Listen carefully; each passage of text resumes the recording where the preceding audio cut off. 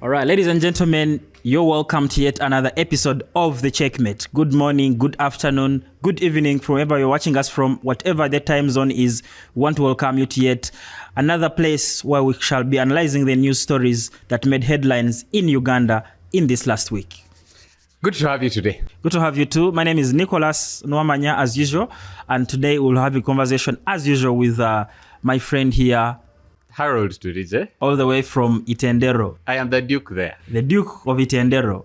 Indeed, you should be. How was your week? My week was okay. Okay. Some rains here and there. You know, when we posted the last week's video, one of the people who commented below it on X said that this man looks very angry at what the government is doing. I don't think that they had the right analysis of me because this is not emotional. We are trying to dissect stories, not to have sides or... And it's funny how some people are saying that we support the government as others say that we do not. Yes. And it speaks on whichever side someone is looking at the news. But our role is to just help you understand what happened and the story behind it and maybe what it means for you and the nation. We have a lot in stock today. Sure, we are talking about the NUP raid and the raid that was done on the hotel where Bobi Wine and his campaign team were in Lira. We're also talking about the tight news on the media. You've heard the stories of how Nation Media Group and its subsidiaries have been banned first from covering State House and President Museveni's trail, but now recently from covering Parliament, State House, and even in the wake of the Aga Khan's visit in Uganda. We'll break the story for you on the history and where we stand right now. We'll also switch the guns to the Parliamentary watch, where the Parliament approved another 11 trillion loans, pushing the Uganda's debt burden to a figure that we'll tell you, and we will think of some other economic analysts think that is alarming. Still, speaking about economics, we analyze how the Ugandan currency has stood really steady and resiliently against the US dollar, and what that means, or what it should mean, what it means now and what it should mean, because some impacts we have not yet felt them. We'll be talking about that later, and what it should mean for the Ugandan economy. Trust me, it affects you in a way or two, and as even we gear towards the end of the year. But we'll also share the unfortunate story of the mudslide that happened and we'll tell you which districts and what happened and the loss of lives. We'll also tell you the stories of how we've dealt with the tragedies and if the government is doing enough, and even the people in those areas that are affected or prone to those catastrophes are doing. We will cross the boundaries, of course, a little bit. Cross the boundaries and look at our immediate neighbors, we'll look at what has been happening in Tanzania since 2 or so days ago, how it has come about and how it may shape into the grander vision of this next year's election in Uganda. Considering that Kenya and Uganda are also about to have their elections, we'll tell you what the story means and the effects even on you as a Ugandan. And finally, we will tell you a little bit of what is going on in Sudan, as far as the main Sudan as we knew it, not the South Sudan.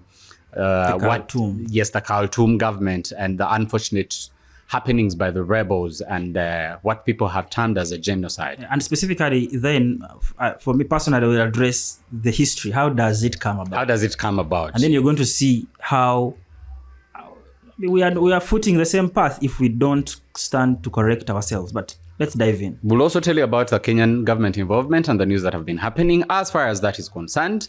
We also stand with the people of Jamaica who are going through a lot after a hurricane. We'll tell you about that, and we continue to pray for them and everyone around the world, because we are one people and we share the pains and celebrate with each and everyone. This is the Checkmate 256.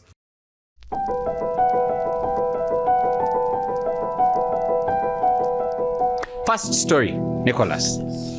And we are talking about the tight news on Ugandan media, and specifically the Nation Media, which of course runs a series of media outlets, including NTV and the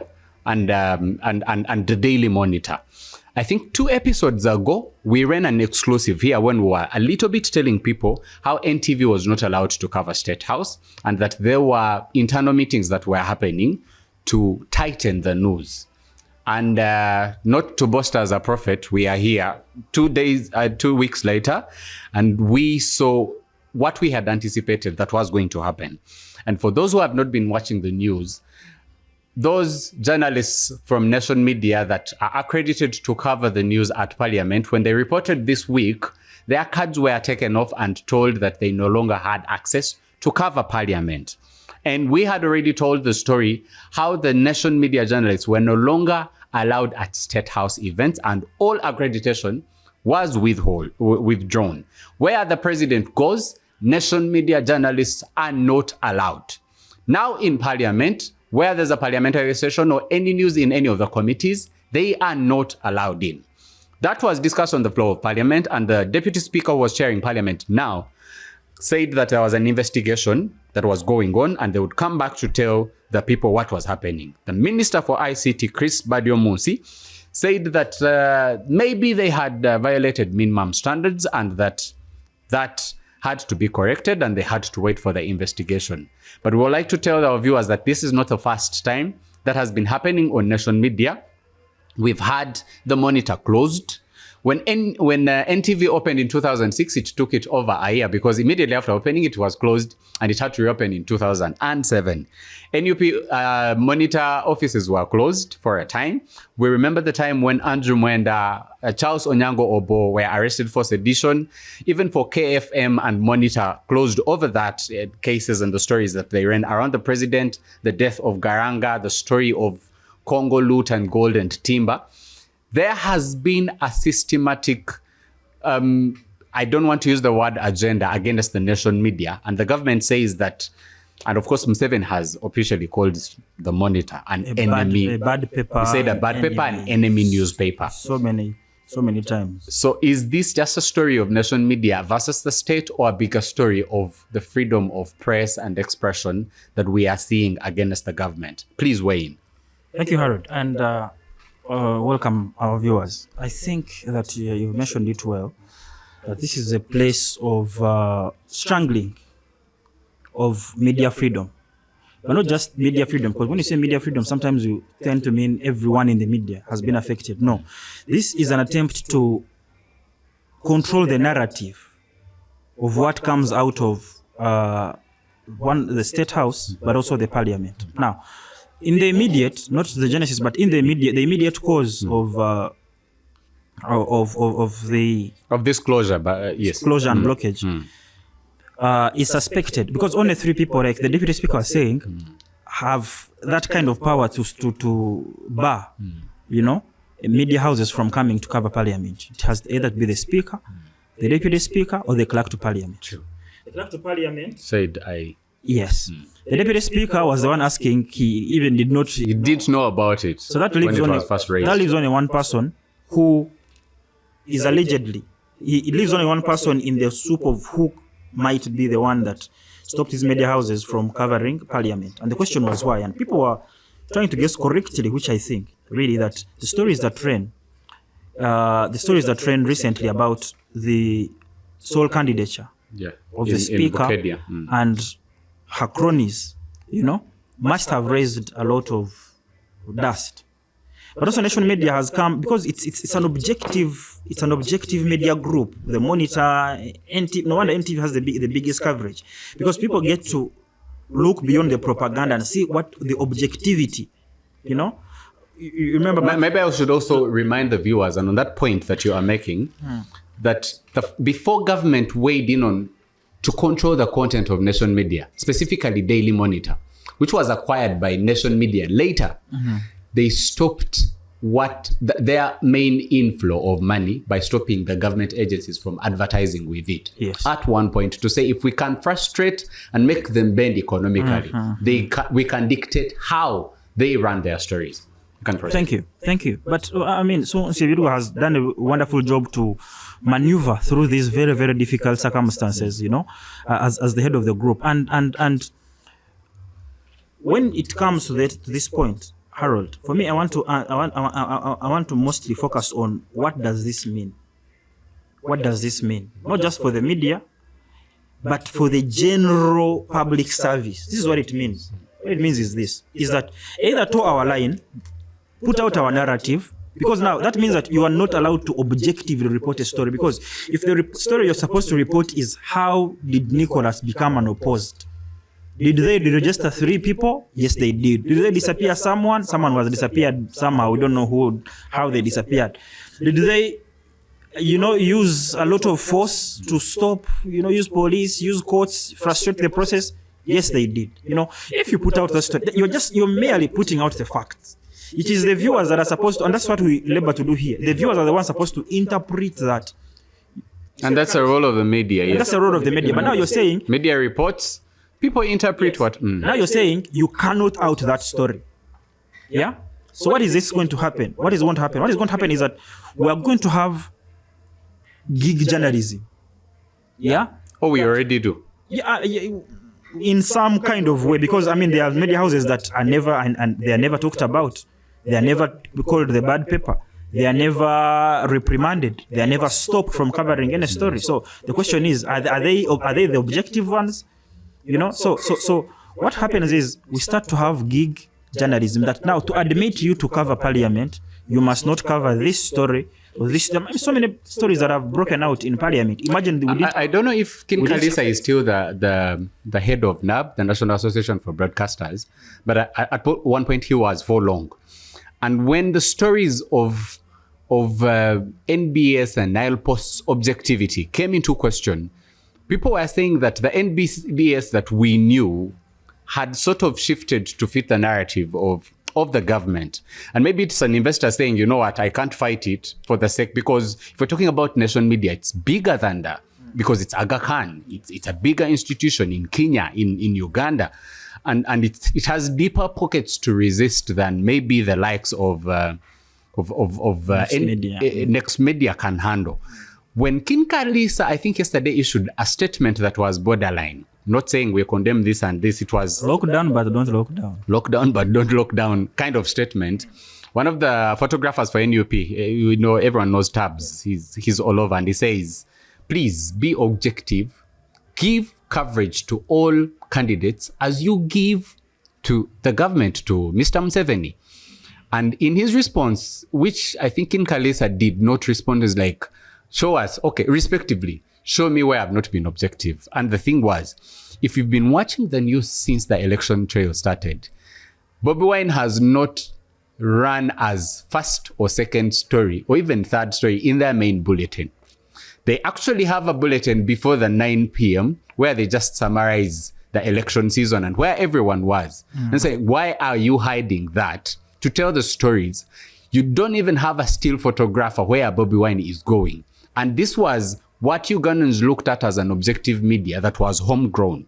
So for nation media to be a victim, which Ugandan has been looking at one point as an objective. At one point when I think, okay, maybe before they shifted to Naguru, that's a timeline that I can put.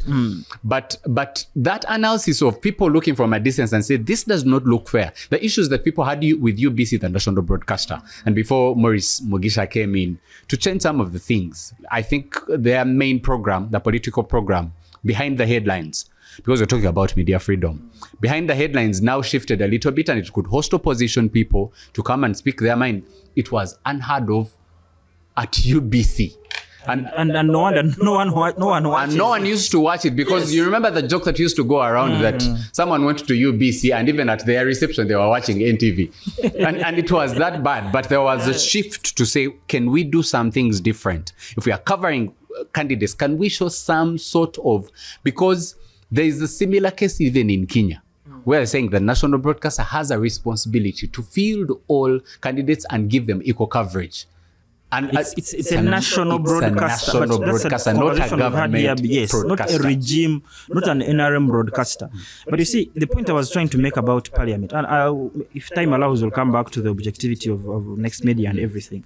But the point I was trying to make about Parliament is, so this is an attempt to subdue, the alternative voices, so that they control the narrative. Is let's push this. If you are not pushing, if you cannot toe the line, you are out. I get you. So you have two options.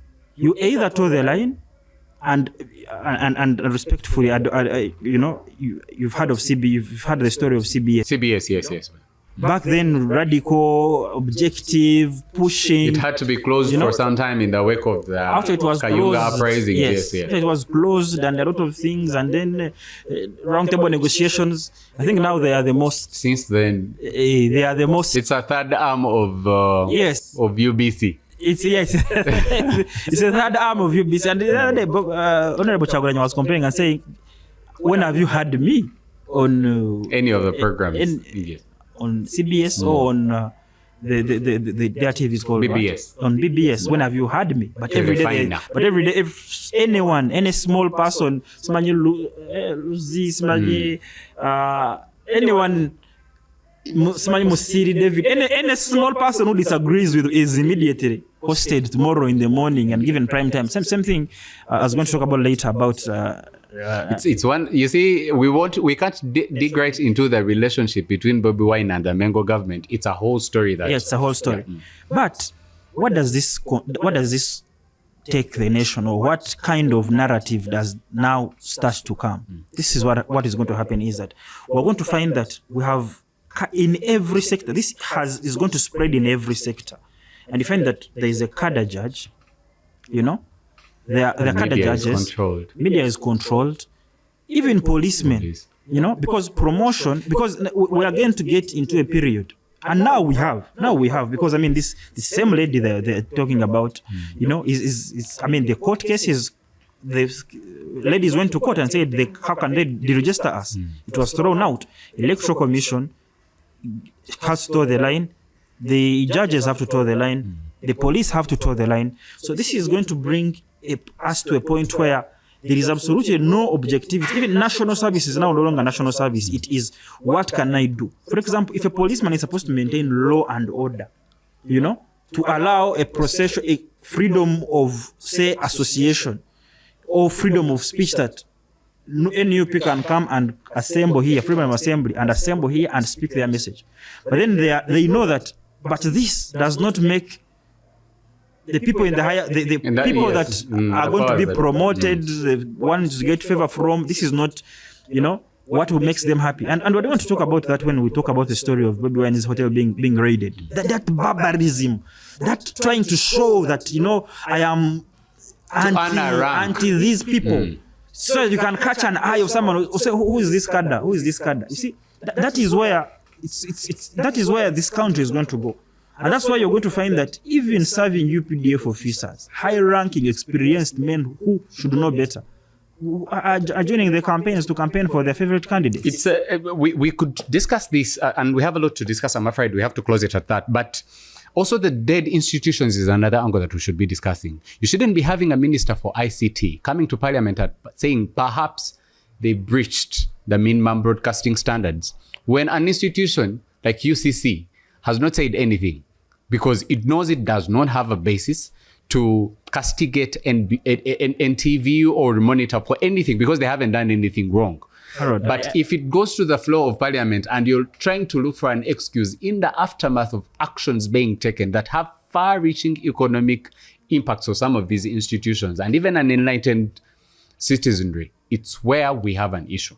But you see, thank you for you're taking it from this whole place of their institutions are working. I'm telling you, this is a personal issue. I get you. And you see, and for citizens, that what should worry us is if someone can wield that much power, that without the consultation of the Minister of ICT, without the consultation of UCC, without the consultation of the deputy or the clerk of Parliament, they are able to say that I have banned this. Even media center. Media center. I said media center is even, like, they can't even think that holds, it's just a job or they just think it's just someone's gig, If they have that power, then we should be worried. Why? Because tomorrow they're going to wake up and say, I don't want to see Harold on a podcast.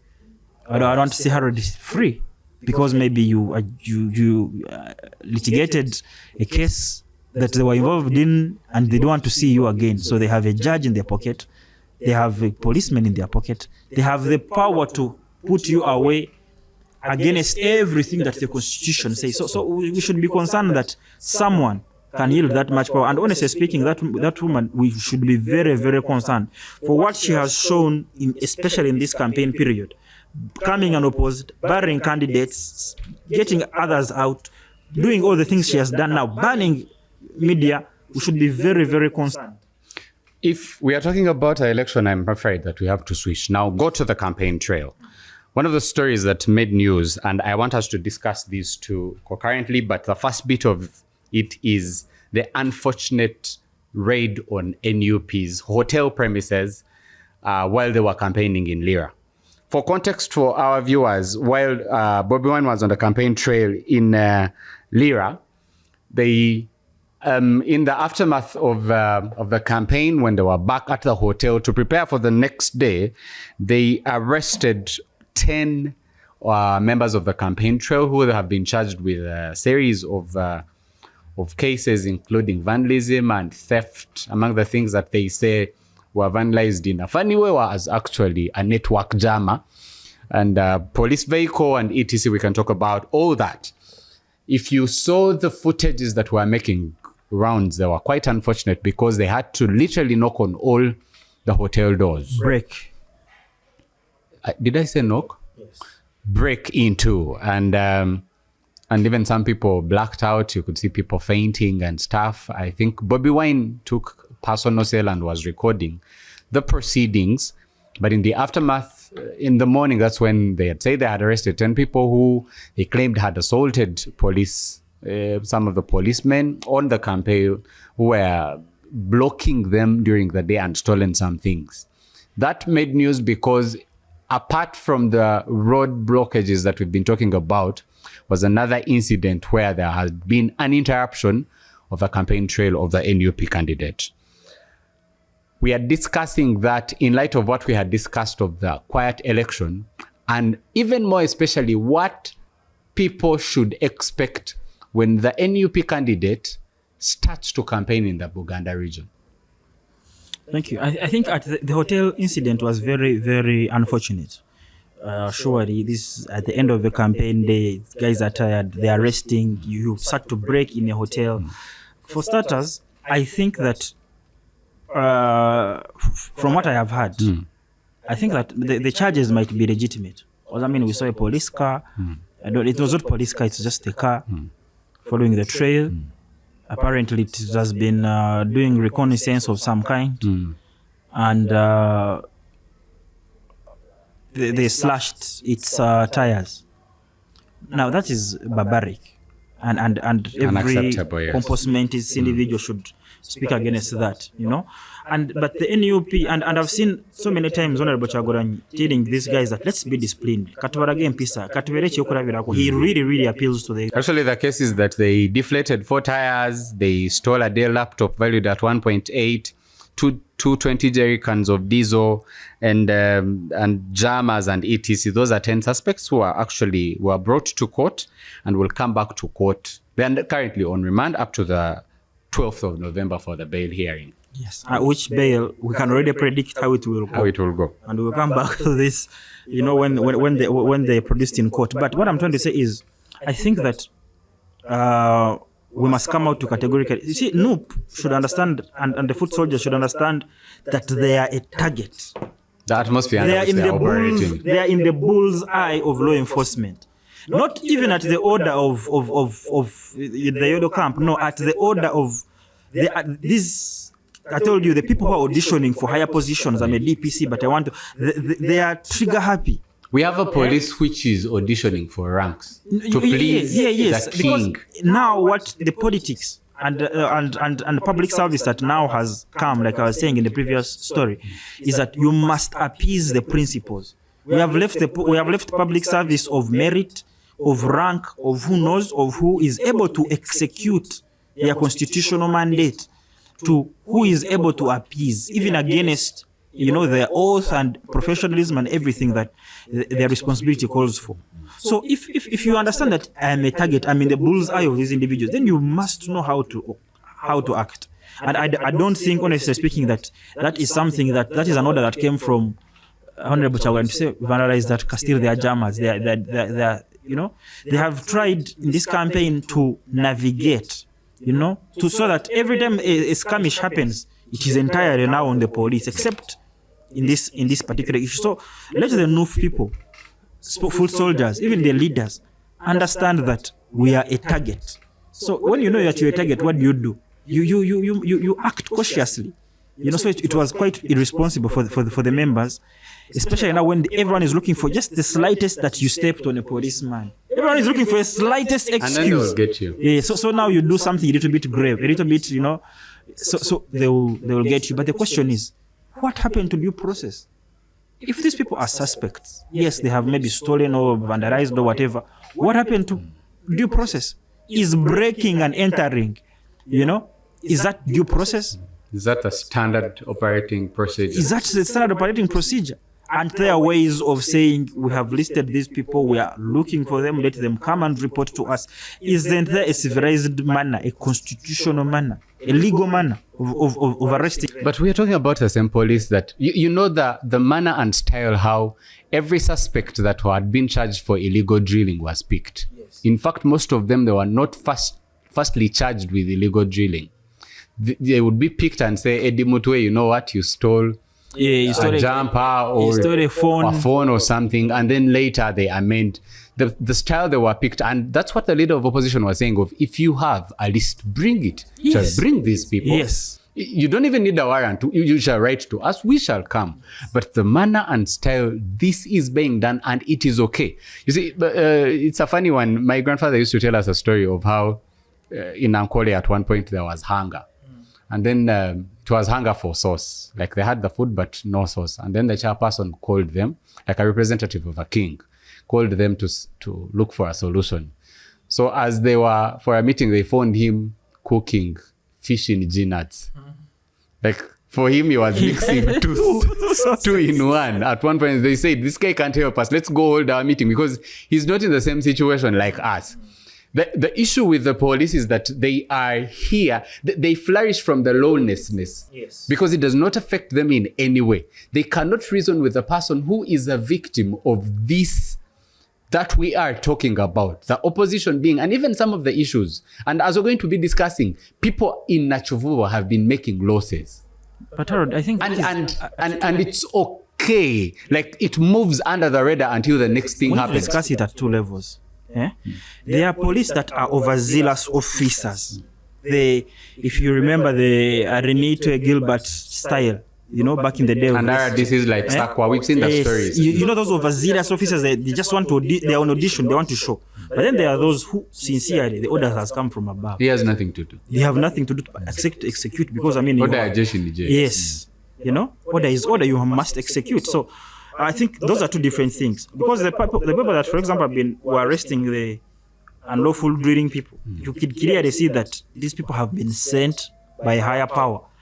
Another DC cannot say... I'll tell you a story. When I was still working at a law firm that was representing the Honorable Chagulanyi, at one point when his Tundra had been arrested, I use arrested because they just bonded it with him and they never released it. And even when the case was closed, they just never released it. So at one of the days when we were writing 1,000 letters, I take it to an office, certain office, to say, someone had advised, if you write like this and say, we can't release the Tundra. Everyone knew the Tundra at the time because it was a big car and that's what Bobi Wine used to move it. And then I remember I sat in a conversation with a police officer. And then he said, cancel. You're looking at receiving a letter. I'm looking at my job. Yes. I am this stamp away from losing my job. Not even a job. Yes. A life. Yes. And he says, if you love me as a fellow Ugandan, I don't want to use the accent that he was using. You shouldn't insist that I receive your letter. Mm-hmm. And it's a line that Bobi Wine has said a lot, that you're also in captivity. And some of them truly are, because if he has received an order, he must execute it in the exact way, or else he will never see the light of day again. And he will be possibly in the worst places and will never see a rise of rank. And it's the victimization that we're talking about for people who will try to alter the system as it ought to be, not to just let things slide. But I'm afraid... And on that point, as you can remember clearly, recently, the former head of the Parliamentary police, and the fate that befell him from just slightly getting out of favor, the same woman we were talking about earlier. So when the gentleman says, I am this stamp away, you're not just losing, yes. this stamp away from losing. He has seen 1,000 stories like that. Say, go to the village. No, you're just one thing like that away from going to jail. And even if these people had, and you see that's the problem of abuse of power. If these people had insisted, and that man did not make some concessions and say, okay, let me leave the job. Now I've seen him weeding, you know, even advertising some property of his here in Namanve. If the man had not conceded to no, he would still be in Ruzira. That's true. He would still be on remand that would take, you know what I mean? Forever. So let no foot soldiers, let the error be on the side of law enforcement. Let it not be that we have generated. They shouldn't help them. Yes, don't help them to get a case against you. So let's so foot soldiers stay disciplined. Everyone on the trail, everyone from every part, let's stay disciplined and tell Ugandans what do we want to do for them come 2026. The African story is, if you're living in the house with your stepmother, you walk more carefully than most of your siblings. And I am sure that the NUP does that. And the principal, as they call him in that camp, has always emphasized the discipline. But we really, really condemn the police in some times, and most of the times, unfortunately, the way that they execute their mandate. And it's unfortunate. But the other life story of the campaign trail is the Museveni in the Karamoja region. We also talked about and were discussing how during the campaign, of course, most of the notable faces go ahead of him to campaign. And in the most trending video was for the Speaker of Parliament saying, here in Karamoja, we do not know the protest vote because we are okay. We have security, we are okay. So expect to win the vote all through. But we're also discussing the angle of the promises, some of the promises that the president made. And for example, and specifically commanding or instructing the Attorney General to see it through that the people who lost their cattle in an enforcement exercise that was chasing off people from the government land should be compensated. We have been talking about the promises that are being made by the candidates and how they can come through it and what they represent of the very candidates and what they are trying to push.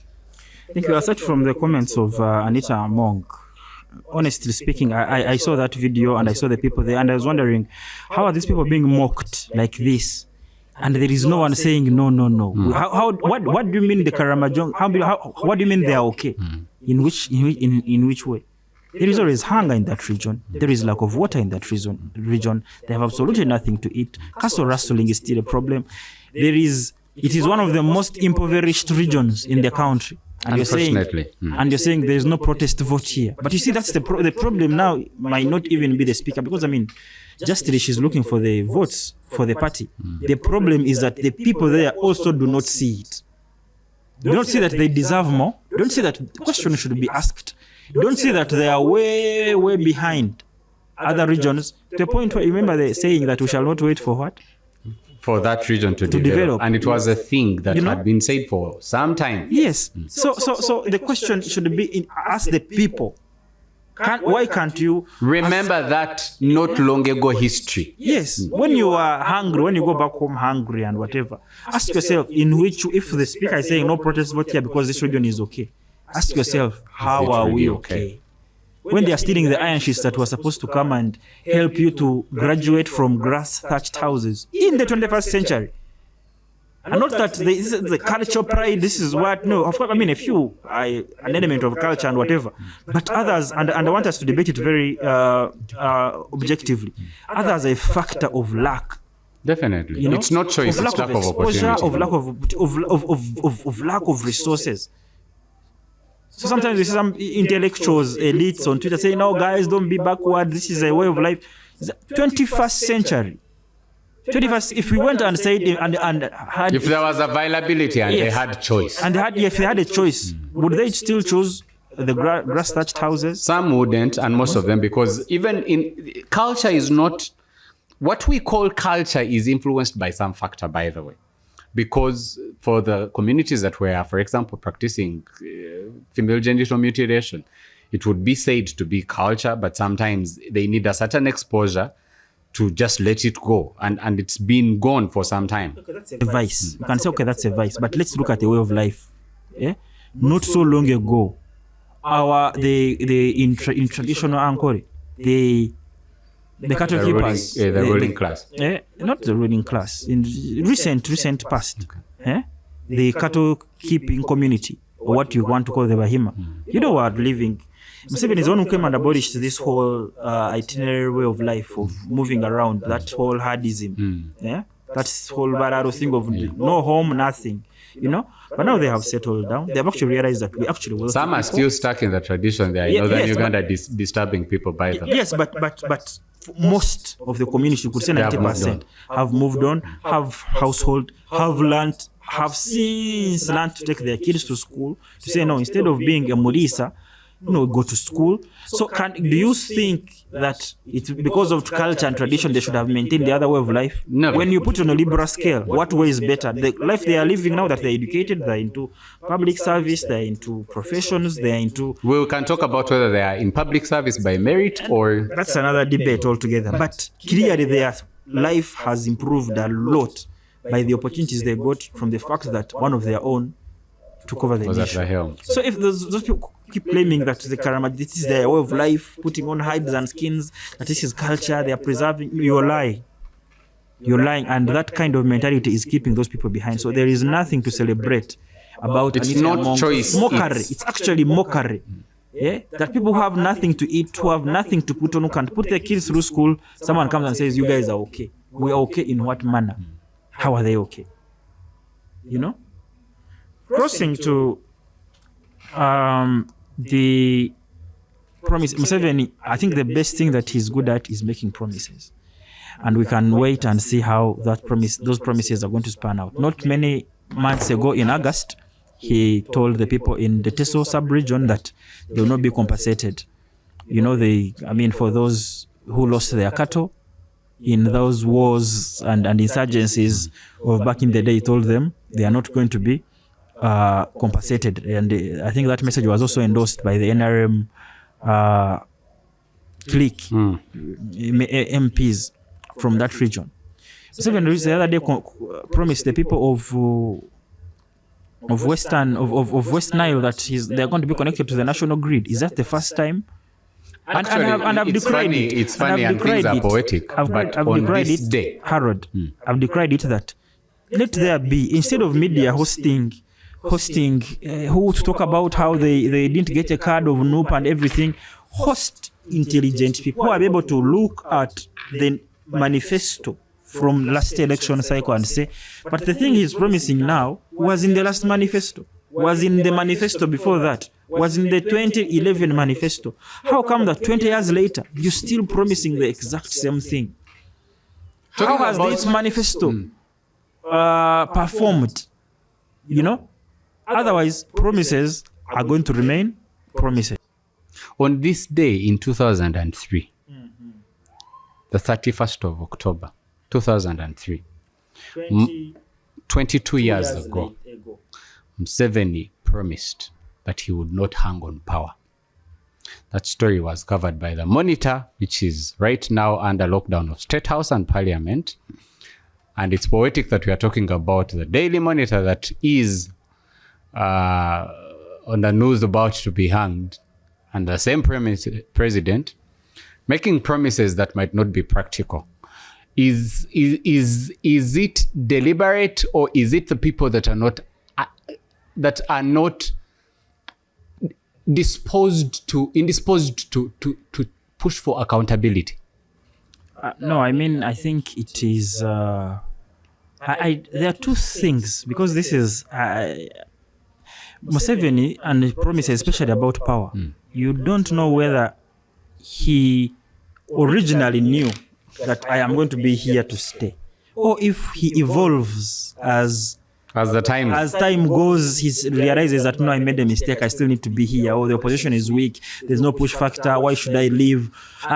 It is hard to understand. If originally, back in the day when they took power in 86, he knew that I am going to be the life president of these people until I go. Or if the changing tides of the times, because they made the constitution when he was around, the checks and balances that they put therein of age limits, term limits. Yeah.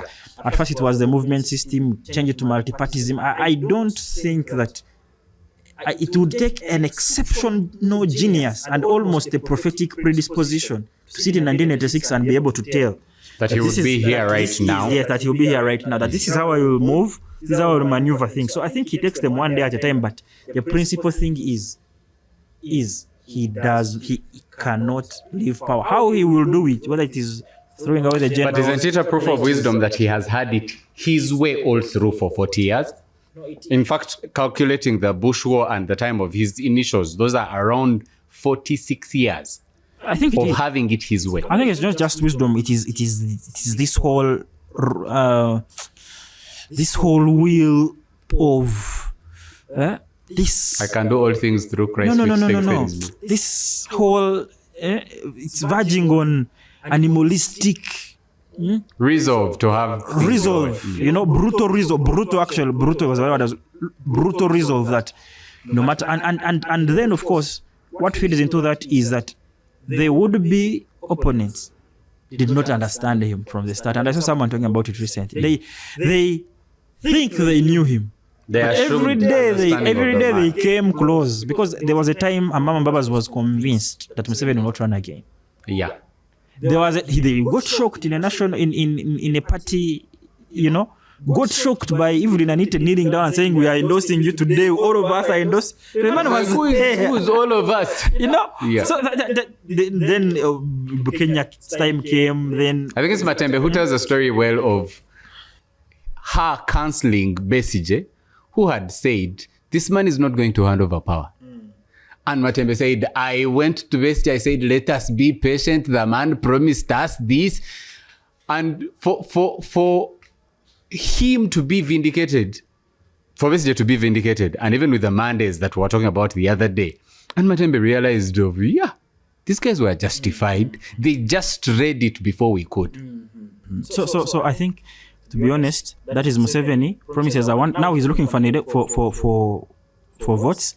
And let me say this, as the campaign trail continues, if, like many analysts have said this time around, that I think this might be his last term, because the man is clearly a little bit. Aren't you guys more leaning towards the hope of biology than the man's choices? Why are you saying, are you guys? Me, I'm not the part of the guys. I'm just saying what guys have been saying. Okay. I'm analyzing the news.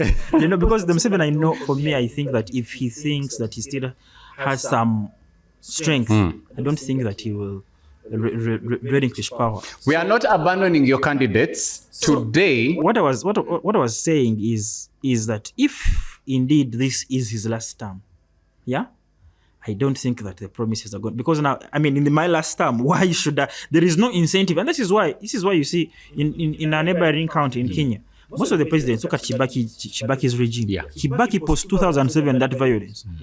Those 5 years between 2007 and 2012.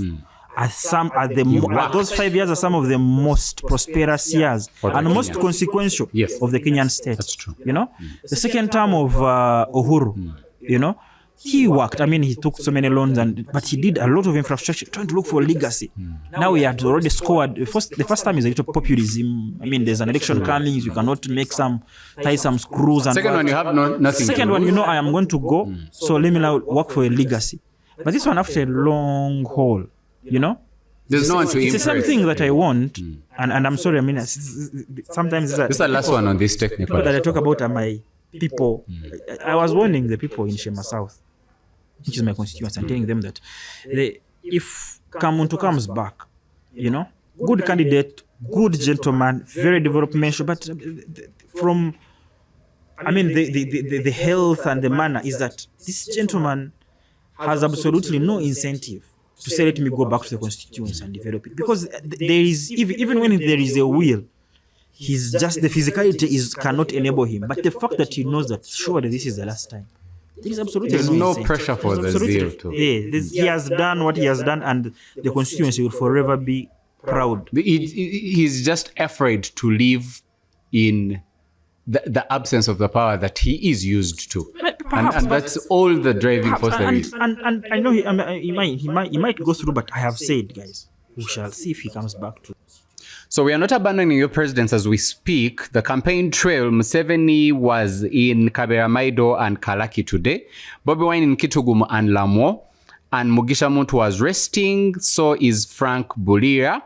And Robert Kasivante in Bugweri and Buyende. And Andala Mafabi resumed yesterday and was in Amuru and Gulu. And Mubarak Munyagwa is resting, perhaps taking a plate of rice. And then Joseph Mabirizi in Mbale City and Sironko. So we will switch to another story, Nicholas. And now we are going for the Parliamentary Watch. And Parliament this week, which is a continuation of the story, because last week we shared a story and said that the Minister of Finance had tabled a series of loans to be taken that they were proposing to take. But those loans, we can tell the viewers, were approved this week. And that is, I think, 2 days ago. And Parliament approved 11 trillion loans. And that pushes, Nicholas, Uganda's public debt to 127 trillion. That is 56% of the national GDP. And it's the national GDP is, I think, approximately 27 trillion. And if you have loans of 126, that's 56%, just to give context. We can summarize why the loans were taken. But 200 million was from the World Bank for the Public Investment and Asset Management Growth Resilience Program. That program is geared towards financing some of the investors and etc. We can go through the details. Then 188 euros from the African Development Bank for the Wasega-Mpigi Expressway. 9.4 million from Unit Credit Austria for the Mbale Oncology Center. That is towards health. That's health investment. $336 from the Islamic Development Bank for the Arua Oncology Center and Mbale Radiotherapy. That's investment into health. 20 million from the Arab. I can go on and on. But roads, hospitals, investment, and some programs. And it's easier for a campaigning president to say that we have obtained a loan for your road. And it's easier. It's a campaigning card. But we can talk about this in comparison, what it means for the economy, and if it is whoever will be in the next government, something to worry about and correct, or if we have a Ministry of Finance that is more geared towards solving short term and it's creating a long term problem. Thank you, Harold. I think that we addressed public debt extensively on our episode on 17th October. Sure. So our viewers can look up that episode to understand the dangers of public debt and where we are. And of course, the importance that we cannot, as a country, as Uganda, how we are, we cannot survive without debt. However, by then, I think that the debt to GDP ratio was about 51.2%. If you're saying it's now gone to 56, I'm not very sure to have computed the numbers in the short run, but that should be worrying because now we're approaching Kenyan figures. And Kenyan figures now you start to go in the orange before you hit the red, to see. So, but like we said in that episode, it's not about getting the loans. The question is, what are these loans tailored for? And question number 2, are they doing what they were brought in to do? Yeah. And do they make economic sense? Yeah, and yes, and what they are doing, is it making economic sense? Because economic sense means that if you have borrowed to put up a road, the road has facilitated economic growth enough to pay for its interest and the road that was made. You know, maybe some guys were not. There's a very, very bad road from our tourism city, Fort Portal. Okay, let's just say Fort Portal. From our tourism city in Fort Portal. I was going to use the one from Paida to, maybe people may not know about it. Where recently people were very stuck there. But there's a lot of coffee now coming from that region. That's true. A lot of goods going to Congo. And the road is non-existent. But if that road was, if money was borrowed to make that road, our trade with Congo, 80 million people, our trade with Congo would eventually, for me, I would see it that way, that eventually it would make sense. This road to Tanzania here through Mutukura border, I've said it on this podcast before. If you see a truck, I used to see them a lot in when I used to stay sometime in Boyogere area, and with trucks of all manner. And you find that they have thorns or sengenge at the Around. back, around. Yes. That There's a fenced truck in yes, Uganda. just know that they have thorns or barbed wire. Just know they're coming from Mutukura because of the roads. They They're go driving at slowly. 10 kilometers. This road youth used to just climb them and get rice, Bags. snatch things. So they decided that to do that. Should I say what technology or just science? Technology. Technology. They did that science of fencing. Fencing a truck. Fencing a truck. So the question should be that we ask later is, one, the absorption of this debt.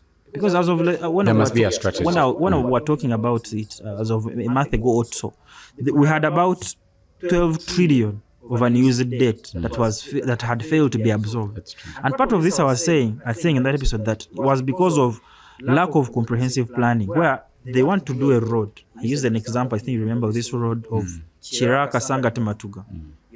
They start the road, they acquire the loan, but they have not talked comprehensively about compensation. So then they go into project court. affected persons. The money the project is stuck for now 3-4 years. Interest is counting on the loan. The road is unmade that we are gaining economically, so we are losing on double fronts. When the first thing that should have been done before saying let's get a loan would have been The contractor is charging for damages and for DLT and a lot. Exactly. So we need absorption, and also we need that this money, because you see the borrowing time is also very suspicious. We need that this money is actually tailored to those, that when we look back 3-4 years from now, we can see that the reason why they have borrowed this money. This government has gotten away with a lot, but there's a time that we were discussing when government had taken a loan to do that. Now the road that would be starting from the Airtel roundabout, where for my electoral commission, they took a loan for that road. That's when they started to discuss with Nyakana over Centenary Park, if you remember that. And like, but you have a contractor who was mobilized for site. He's waiting for site handover. And there was a charge that was, I think, in millions of shillings per day. And you're like, that's when you're starting to negotiate with the person that owns the land. Honestly speaking, when you look at so many public deals, government deals, we were discussing Umeme last year, so many government deals, you're going to realize that whoever negotiates for us does not have the country, does not have the best interest of the country at heart. There's always, because sometimes you can say that even the blind would see that you don't get money, even if let's talk about public sector, for example. How do I get money from a bank charging % every month when I am not yet at the level of execution? So I stay how do you stay 3 years? Imagine this was money you have gotten from a bank. Just think about it of a person. You want to do a certain project and you stash this money away and it's charging interest every month that goes by. And you start the project 3 years from there. Is that economical? Would you do it for your business? So the question is, why would something you cannot do for yourself, why would you sign that kind of deal for the state? Nicholas, you're the economist here, and we are just bridging into our next story about the strong shilling, which has cartooned the dollar, I think since August? July. I think thereabouts July, from 3.8 to around 3.4. We can't, and approximate figures in that range. And Uganda's shilling now is, I think, the strongest in East Africa, and is still dwarfing the dollar. And it's been strengthened by 4.3% against the dollar in the year, in this year, from August, actually, 2025. And of course, the analysts are crediting the fiscal planner, Bank of Uganda, the Ministry of Finance. They're also crediting the improvement in the coffee export, our coffee advantage that has balanced the export-import equation. And also warning for us not to get comfortable that as the Christmas season gears in, we might see the fallback, because people will import more and we might not match up the export expectations to keep that range. You are the economist here. And we know the problem of lawyers with numbers, but that's what I understand. What does it mean for Uganda, and what should they prepare for? What should they do? And what's the bigger picture that we are not seeing with that? Thank you. I think the shilling has done really, really impressively. This is the strongest it has been against the dollar in so many years. Many years, you know. And at first I suspected that it was because when Trump came in the second time, because of, the whole chaos that he came in with, different policies. Actually, for me, that was the biggest shock. Because most of the money that was coming in the country, if it was not GGF, it was USAID. And then we had also the UK, which was running UK aid, reducing. I think their new budget only subscribed 0.3% to foreign aid. So all that money was no longer coming in the country. And people were worried that it's going to get worse for the shilling. And then boom, this happens. So when about July, when tariffs, against so many things started happening in America, policies. There's what they call the dollar index, the index that the dollar is compared to with other currencies started to drop. The appetite of people to buy things in dollars. To buy even in the American economy, investors, everything people started to look at alternatives, started to look at many things. So the index of the dollar dropped. And at first I suspected that maybe this is the reason why the Ugandan shilling has posted stronger. But then when you look at the regional currencies, when you look at Kenyan shillings, when you look Tanzania, at they have not changed as significantly as we have. And knowing the counter that we run, I don't think that, because sometimes that strength most times comes out of, good fiscal planning. Monetary policies and fiscal policies, but I don't know a fiscal policy that, I don't know if it is coincidentally that our economists, Mofped, posted a good fiscal policy or monetary policy. But what I know for sure is that we have had a lot. You're denying Ramadan Gobi. No. He can take his flowers. But what I'm saying is that I hope that this can be. You see, when you have a growth that is not tracked, you don't know. Waking up, you then find money. What you can't measure, you can't. You're like, wait, Sindezino. Zava, where did I get this money from? You don't know, so you can't measure. You don't know whether, because someone might have said, "This is my school fees. First hold it for me." Can't enjoy and today you go and kusasanya. So, but when you remember that, no, I did this, and when you can track it, then you can say, let's continue on this track, because this is the road that made us arrive here. But what I know for sure is that the increase in export revenues from commodity exports have really posted. Coffee has done well. Coffee has done really, really well. Cocoa has done really, really well. The unexplainable gold. Gold, yes. The gold has done well. Coffee, cocoa, and so many other commodities that we have exported. So I think that perhaps it has been leveraging on the exports, and maybe the policies of the finance people, the Ministry of Finance. Except, so as a nation, that helps us, for example, in debt servicing. In debt servicing now, if say we're supposed to pay someone $1 million, back then it would have been, let's say 3.7 million when the dollar was 37. But now it is 3.4 billion because now the dollar is less. So then we have about on $1 million we have about 400K. 400K that we save, 400 million that we save, So in debt servicing, that can help us a lot, but also in the people that are importing, because in the same way. Yeah, true. What you used to import for $1,000 that used to cost 3.7 now costs 3.4. So the importers, so in the long run, because the importers are getting things now on a cheap, in the long run, the citizenry should be able to see that the prices in the commodities have reduced significantly. Except I don't know why this has not affected the pricing of the measures. Of the measures of fuel, of everything. But let's give it some time, because you see, the implementation of this economic policy, they don't fall as a rain. They don't, That's fall as a thunder. Sometimes a gradual process. The effects are felt way later. Way later. It's sometimes a gradual process. We can only pray that the policies that have been implemented, if it came from the policies, should be maintained, Those are offices you do not do political Because appointments. It's usually- mind of skill. Usually, when we come out of the campaign period, it's always tumultuous. If you look at the history of the Ugandan shillings inflation, anytime we leave the following year after the election, it becomes a little bit tumultuous. But let's watch the space. So we hope that at least we can mess what we can mess, but the economy and those offices must be held in high regard, and we honor the people in those places and count on them. But we have to switch to. We really hope so. Let's talk about national tragedies, unfortunately, and talk about the mudslide that happened in Kween and leading to loss of 9. Kween and Bukwo, leading to a loss of 9 lives. I think it included 2 or 3 children, and thousands left displaced. We are discussing this for the failure of the nation to take lessons, both on the people and the government to resettle.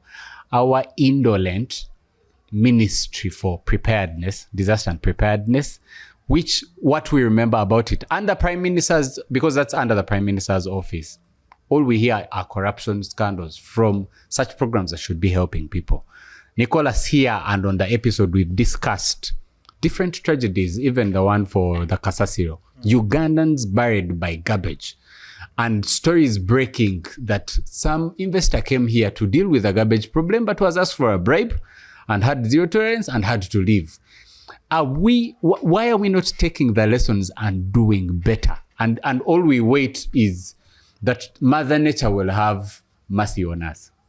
Harold, I think that without sounding pessimistic, the Ugandan life is trading on a cheap, because so many instances happen. Let me list, for example, these are annual tragedies. These are not a volcano that was dormant has hit. No, these are annual tragedies. They are Mobuku breaks its back. They are actually predictable. Thank you. River Mobuku, and is it also Nyamwamba? Yes, breaks its banks in Kasese every year. Ever since there's a time, because my father was in public service and we used to stay in Kasese in those quarters. So my first memory was actually in those in that area. So I remember vividly when we were even young how the water would overflow, and then say the people on the other side were taken. I can give you another one. Were in Kilembe. This is annual. Every December, the Lira bridge would fall in. Yes, but that's not where. That's where the lives are not lost. Yes, but I understand like the basic things that can be solved that would happen. Bududa is annual. KCCA flooding of the industrial area. That is annual. That is actually by annual because of the the 2 seasons. And Kween and that whole Mount Elgon region, that Kween, Bududa, and that whole Kapchora, that whole region. And I want us to discuss it in two ways, like you said, the people and the government. First of all, let's start with the government. The government has a responsibility, honestly speaking, of not just reallocation, but also of enforcement. Because there are some people that stubbornly go back. And a friend of mine was telling me a story because he comes from the mountains. We did in the same trade, and if you know what they grow that side. Yeah. So some of these people are attached sentimentally to their place of dwelling, to their this is my land. So in the days when the slides are not there, they come from the camps or settlement places where they said, no, but I have land I can go and till. Nobody comes to say, no, this is dangerous. You're laying your bed on a on a dangerous thing that on it's going to erupt any time. No, nobody goes back. So these people quietly sneak back, settle. 6 months, but the story is sometimes a year, sometimes 2, until another tragedy happens. So government, but the biggest complaints, Nicholas, on that and where we bring in the government was on the issue of accountability and the compensation. Because most would claim that I have a house here, I have a land, my 50 by 100, I have a house that I can say I put in 20 million, taking me to a virgin land. You're going to put me in a camp, and you're giving me maybe monies to construct something that might not be worth where I am. I would rather risk here where I have this garden and what than just go and start a life altogether. See, Harold, let me tell you something. I think that, honestly speaking, the first thing that we should esteem as Ugandans is life. Life. The truth of the matter is our government if it's struggling to compensate people to build the road, I don't think that you can compensate an entire region. An entire region is big. To compensate it in one budget or two is going to be impossible. It's going to be really, really hard, next to impossible. We are expecting a mafuta mingi treatment from a father Yes, on so teacher's the salary. first thing is that can we appreciate that your life has been saved? I get you. Can we appreciate the fact that they have told you that this is sinking sand? It may seem to Anytime. hold, it may look like it's holding, but anytime this is sinking sand. So I feel like as a people, we have a responsibility to ourselves, First of all, to honor our lives. to ourselves, to our families, to people that depend on us to say, you know what, this is a dangerous place. What happens now is secondary, because the government, I understand that it's their duty and responsibility, but I don't think that the government is going to compensate everyone, build them a house, till their land. I had 3 acres of coffee. They take blankets there.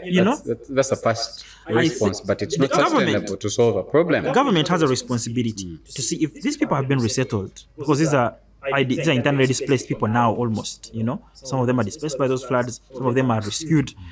What is our sustainability plan? Because we're not going to come and put them in IDPs, in camps, and say, this is your livelihood. Stay here, we'll buy posho for you. Your organization will bring blankets for you. No.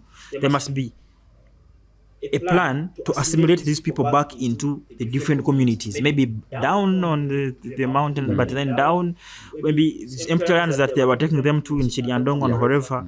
There must be a sustainable plan of how do we make these people productive. Their whole lives, they have been tillers. It's just beyond resettlement. Yes. Resettlement is a bigger concept than giving residence and shelter. Resettlement is for emergency purposes, that in the emergent, we have resettled these people here for now, because the slides are, the landslides are happening in their place. But so now that you have, what comes next?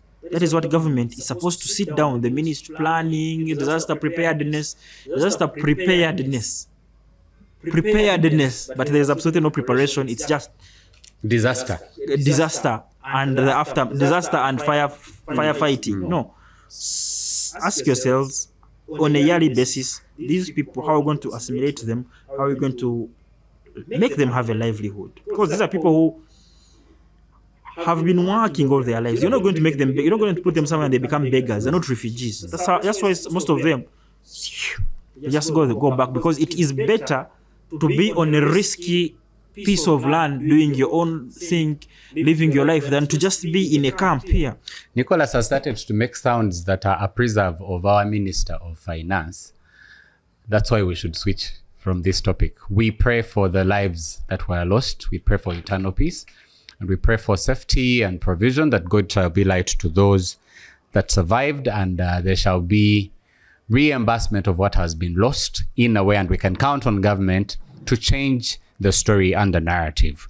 We invite our viewers, and we can't remind you enough to comment on some of these issues that we're discussing. If you have a question, if you have any suggestion, or you want us to talk about something or a story that maybe went under the radar, please feel free to comment and leave a comment.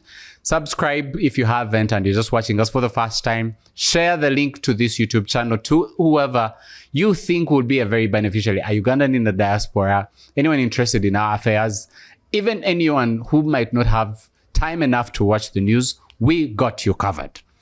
Our last 2 stories of the day, Nicholas, we are crossing the boundaries to go to Tanzania. Tanzania was in an election this week that we're just concluding. For the first time, I think, in our lives, Tanzania has been known as a hub of peace. In fact, helping Kenya and Uganda restabilize where there was a very much turmoil in the 80s, the 70s, all through.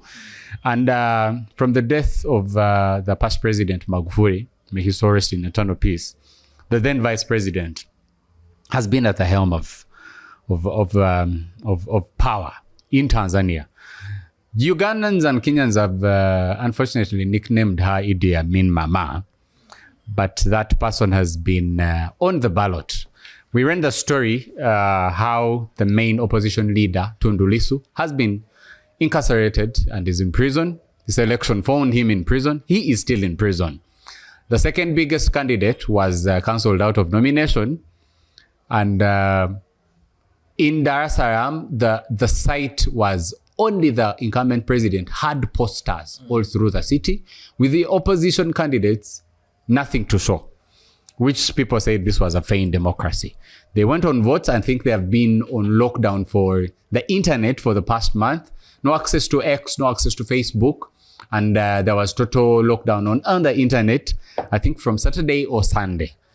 And on Monday, the Tanzanians, who the Kenyans have continuously, Kenyan brothers who are seen as bold as a lion in the region, continuously called them cowards, took on the streets, and with demonstrations going on, I think even access to the airport and banning of some of the infrastructures that are known to be owned by some of the ruling class leaders. The election results are yet to come, but of course, as of yesterday, they were saying that she was in a very comfortable lead. You can act surprised, but it's a story of East Africa. With Uganda going into elections, less than, I think, 75 days to our next election. Kenya also knocking on the door in a few months to come. Is this a story of the Jumuiya? And and of course, the other funny side of the story is that police in Kenya, near the Tanzanian border, had to fire tear gas to disperse Kenyans who were ready to cross to Tanzania to help their brothers demonstrate about this. I love the solidarity. And there was a running joke that Samia had been announced as the winner of it, had taken lead, closely followed by Suhuru. And in third place, her son was close on the trail, which are the names of one person. And someone else said that Samia ran only one person and still lost. but we are not even talking about the extent of the blockage of the media. Yes. Tanzania has a very strict rule for international journalists. They first accredit you to cover the election in the country. Everyone who applied was denied. And even now, the internal journalists within Dar and Moshi and major cities were denied accreditation. So there's little to be covered except what the government that blocked X is posting on X. I don't know for who. I think that for me, what disturbs me, because we've said everything, there's nothing we can... But for me, what disturbs me is that the order, the tranquility, the democracy that has been in Tanzania, the general way of life, the legacy that men like Julius Nyerere built, Benjamin Mkapa, Jakaya Hassan Mwinyi, Jakaya Chikwete, the late Magufuli, that they have built has been trampled upon in a space of just a few years. Has been trampled upon by this woman in a space of just a few years. So that speaks to, and I think that is the pain that most Pan-Africans should have, is that the work of so many generations, so many decades can be undone in a speck of a second. And when she came to power, nobody would have predicted that this innocent woman, always mothery, would come to this kind of brutality. And I want to applaud for me, honestly, what surprised me most was the Tanzanians actually rose up, because they have absolutely no history. They had no president to look at. They have absolutely no precedent that they ever, because Chama Cha Mapinduzi has always been the party. It had always been decided even before they go to the vote. If you win Chama Cha Mapinduzi, you will carry the day. The same thing that has been happening in South Africa. I mean, your ANC. That it's just a matter of with the day coming, and so. This, what has happened in Tanzania, is very unprecedented. But for me, what pains me most is that the work that has been built for so many years, for generations, the foundation of great men like Julius Nyerere, what people laid their lives down to build and say, this have set a precedence for this nation, can be undone in justice by one stubborn individual in a space of just a few years. Because that pains me, because the question is, if now we decide to say, let's build, how sure are we that our grandchildren will not trample on what we have built? That has left me very, very It's a sad East African story. Very, very, very sad. I mean, so what can we hold on? We can't. The fact that we can't control the future, even again, is such a smooth, strong background. I mean, Tanzania is not like Kenya. Kenya has had so many post-election violences, so many things, tribal. There was a system that was going. There was a system that was going. Because even before we go on the national eye, Nicholas, is that members of Chama cha Mapinduzi were dissatisfied in the manner with which the internal politics were handled of how Uhuru came on the ballot to represent Chama cha Mapinduzi. That's a discussion also the way you have disgruntled members within internal the party. The internal democracy of the party, and people should have seen it from then that the person who is willing to kill the internal democracy of a party that has always been transparent. That even gave her a platform. It gave her a platform. Does not harbor righteous thoughts about the nation. So for me, what my pain is that the work of these gentlemen, they must be turning in their graves. I hope she won't be bold enough to get to things of lifting term limits and whatever, because that's also a dangerous path that we would not want to see our brothers on. And now what we're left to see, because we have always held the Tanzanian People's Defense Forces in high regard. So we want to see if do they suppress brutally the protesters. In fact, they came through on their word, and it's a statement I had as a Ugandan. I was shocked. The military issued a warning to the police not to shoot protesters, saying protect, keep law and order, but don't shoot the protesters. As a Ugandan, you would laugh in Chinese, hearing that from a national army. That order would not come.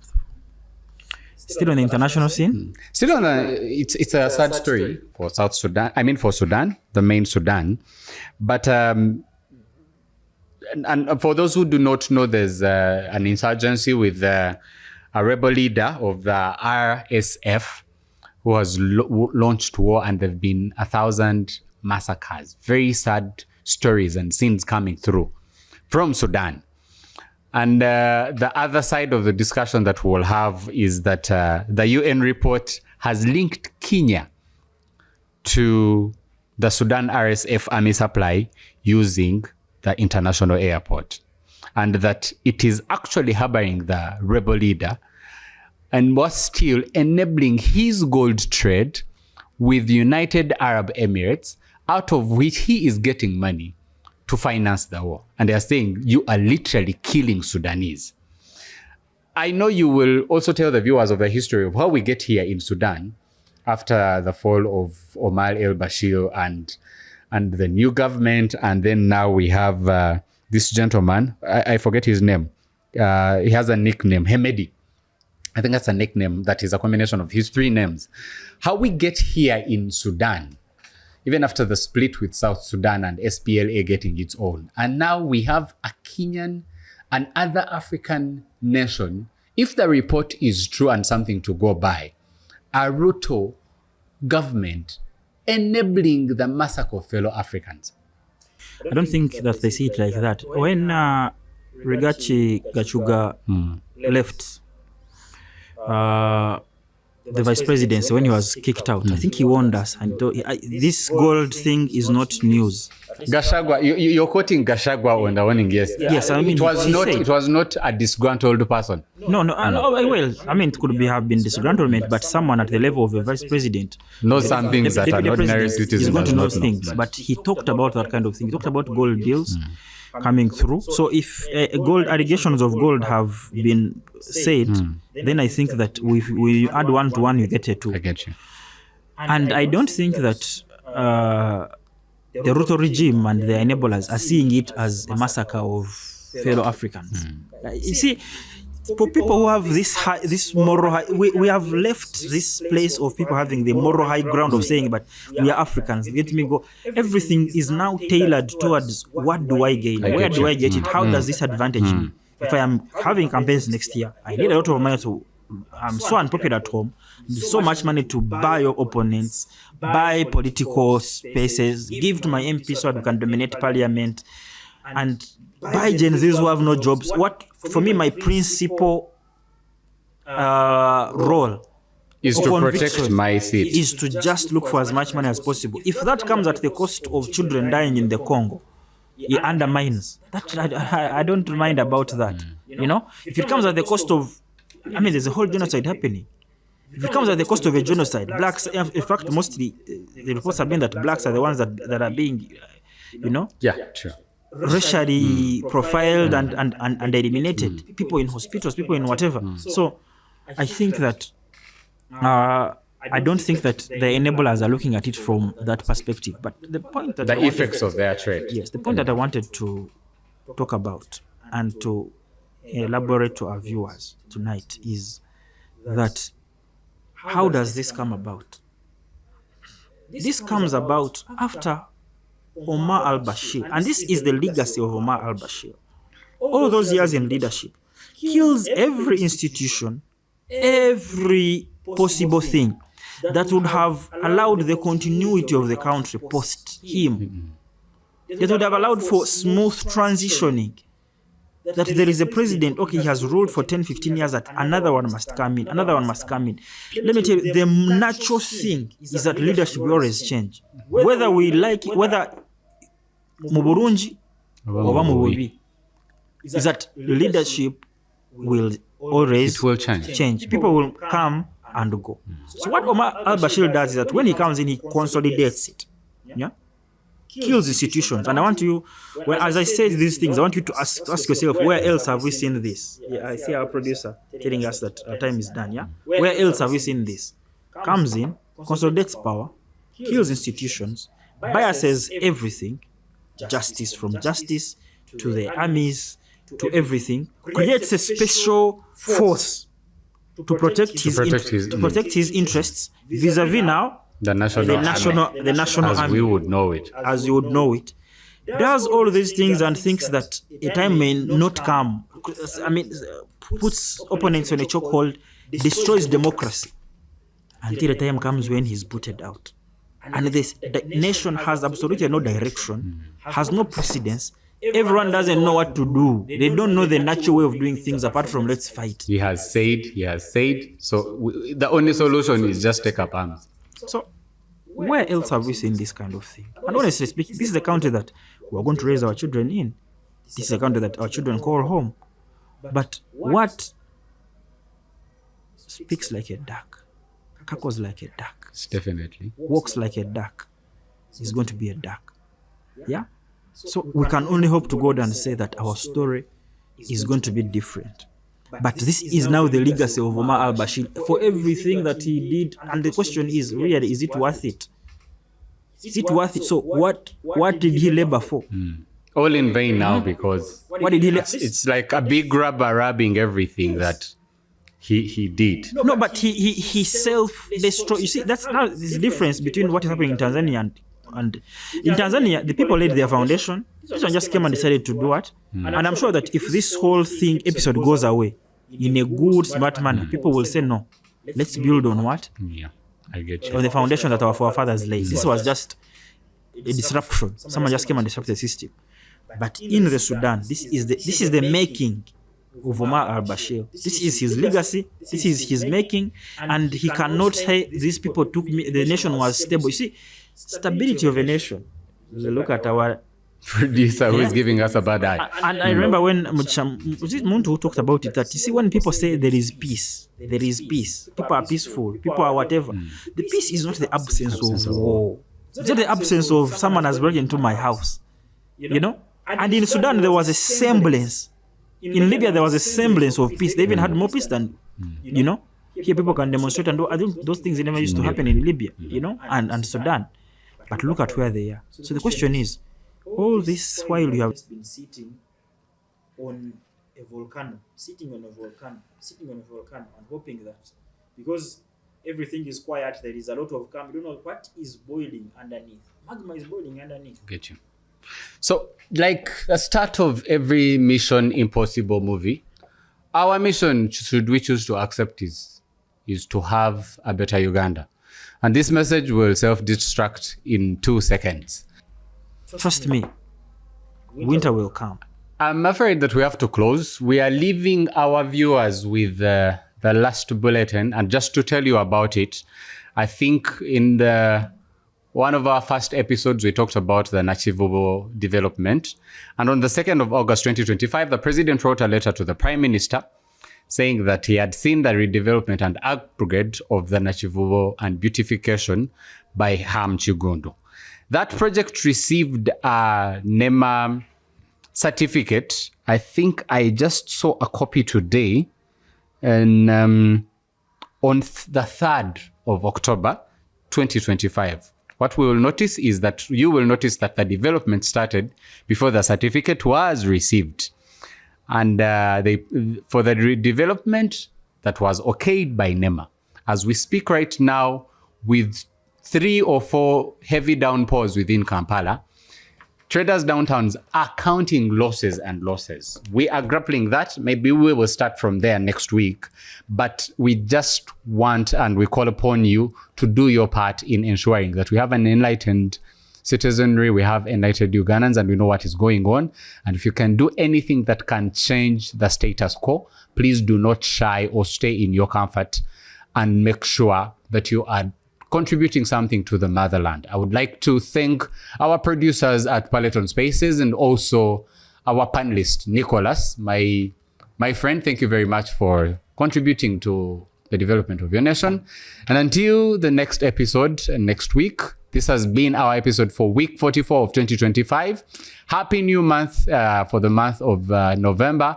Thank you for tuning in. Continue to, do not tire to be part of the making, and share and subscribe, and be in our audience, and also to leave your comments. Thank you, and may God bless you. See you next time.